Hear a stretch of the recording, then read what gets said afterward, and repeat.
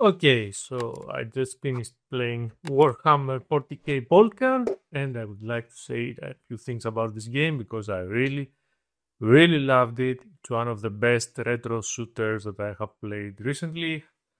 As I speak, you see clips from my gameplay. So, what I want to say about this game. First of all, awesome action non-stop, great loop, great enemies, but I have a little bit of an order. I'll get to that later. Great weapons, feel the feedback, they are effective, they have their pros and cons, great design. The whole thing about respawning ammo also helps a lot. You don't have to get into Doom's stupid kill enemies with specific weapons to get ammo, seat, and armor. Overall, this and Medieval, I think, were the two games that I enjoyed the most the past years, retro like indie shooters. So let's get a little bit now in the mechanics. So the game look of the game is mostly lifted from Doom Eternal, I think, or Doom 2016. You have small sections of the game which have the small tries, like very easy enemies that you just deal with and you makes you feel very powerful that gives you this satisfaction. And then you go into an arena, and in this arena all hell break loose, doors are down, or there's a door that will only open after you kill everyone, or you kill everyone and an event is triggered that opens the door. This is the whole loop of the game. This happens over and over and over and over. Small prize, arena, small prize, arena, small prize, arena. And this is how the game moves on. The biggest disappointment in the game is the bosses, because the game really plays all its cards from the first episode. By the end of the first episode, you've seen all the bosses except one that you see near the start of the second episode. And from there on, the game just doesn't have anything more. The same bosses that come as recurring enemies, like Cyber Demon was in Doom 2 and Spider Mastermind. And at the end of the game, there's no new boss. I mean, I expected like some super duper special boss, but you only get all the bosses at once, and that's it. Yeah, it could be better. This could be better. I mean, they could just have maybe variations of the bosses, or even color swaps like Mortal Kombat. I don't care. I mean, like it was stupid to only have two, three, four bosses. I mean, it's the sorcerer, the unclean one, and two more. I forget right now.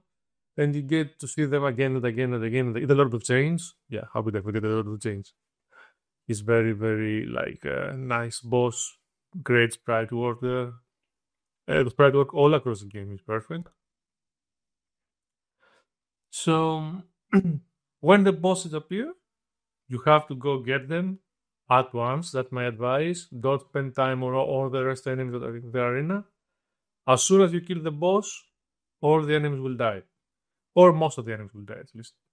And anyway, the bosses attack are the worst thing. For example, the Lord of Chains has a line of sight attack, which drains your energy.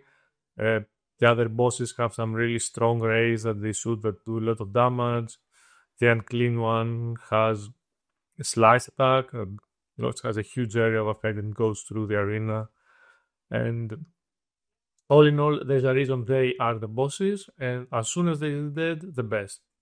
So what I do is after I die the first time and I know where the boss spawns, the second time I run straight to where the boss was and deal with it as soon as possible. Since we're talking about level design, most annoying stuff is the one-hit chasms. You just fall to your death. But the good thing is that the game teleports you right before you fail, and it doesn't really matter. This is a good thing.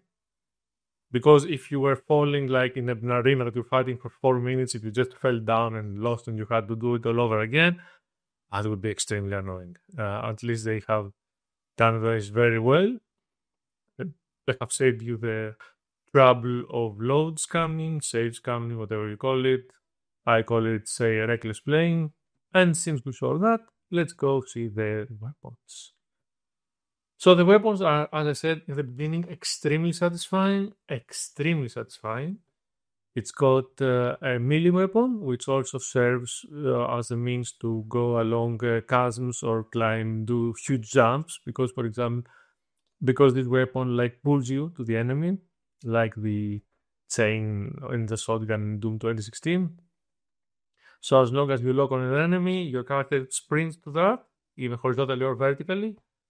So if they are like on the top of a stack, you don't have to jump onto it. You lock on the enemy and your character will sprint right at the stack and kill that enemy. Extremely useful. Other than that, you got the Boltgun, which is the weapon you're going to use the most because it's got a great rate of fire, lots of bullets everywhere, and it's very effective against almost all enemies. There is also like a very heavy Boltgun, that does real damage and never reloads. That's why that's my favorite weapon in this game. It's the only weapon that never reloads, the enhanced Boltgun. Other than that, it's got a shotgun, which is not the best shotgun I've seen in the game. It's only great when you want to kill a lot of small fries that are spread horizontally because this weapon spreads the slugs, but they don't do so much damage. I mean, it's not like the shotgun in other games where the enemy is right in front of you and you just boom all the slugs in its face and does massive damage. No, it doesn't, but it does enough damage to kill all the small fries. And that's what's good there. There is also a plasma gun that is like a rocket launcher, a mix of plasma gun and rocket launcher. So it fires a plasma ball and it explodes. It has plus damage. Very good for crowd control. There is the Vengeance launcher, which I loved it. This fires rockets like that stick on the enemies or on walls.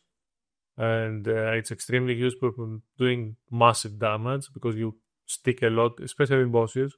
You stick a lot of these on their bodies, like huge enemies like the Ancient Ambull, or which I don't really consider a boss. Some people do, I guess, and the Giant Frog. There's also the Melter Gun, which is like these kind of weapons that you do consistent damage and it adds up. And there are two more weapons, the Volkite and the Grab Cannon. They do a lot of damage. I didn't go crazy about them. Plus, you can also throw grenades. It's a very standard run-of-the-mill arsenal. It works well. You get the weapons at really good points throughout the game. You never feel too overpowered or underpowered. I'd say they've done great work with the guns. And since we're talking about the gun, let's talk about other stuff. So, the mobility is great. It's like Doom 2016. Your character can sprint, climb, on ledges, and in general you have a great vertical horizontal mobility system. Plus, as I said, with the soul that you can do great distances. All these together make your character extremely mobile, even though she's supposed to be like a huge marine with armor and stuff. It's great. I loved it, and it's in Doom 2016 levels, not Doom Eternal, which is like a Super Mario first-person simulator. It's really well done, in my opinion. My only gripe is that very easy to get lost in the level. Yes, they have put in the levels like little points that you can, if you're very, very observant, see where you're supposed to go next. But overall, unfortunately, I'd say no. No. Too many parts of the levels which are exactly the same, especially in the canyons. Like one canyon's almost same to the next canyon, almost to the next canyon. And yes, one has like little red flags, one has like a little yellow flag, maybe, or one has like a cable at one end. But when you're fighting and setting and running, it's not easy to see it at all, especially if you are a non-observant person like me. I lost so much time in being lost, which I almost dropped the game because of that. It would be nice if they just, like make them a little bit different. I don't know, or make the signs bigger. Anyway,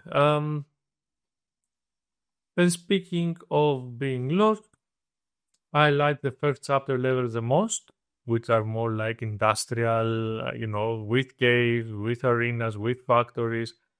The second chapter had this nature thing. It's got the canyons, the caves, the stuff, and then you go down to the temples.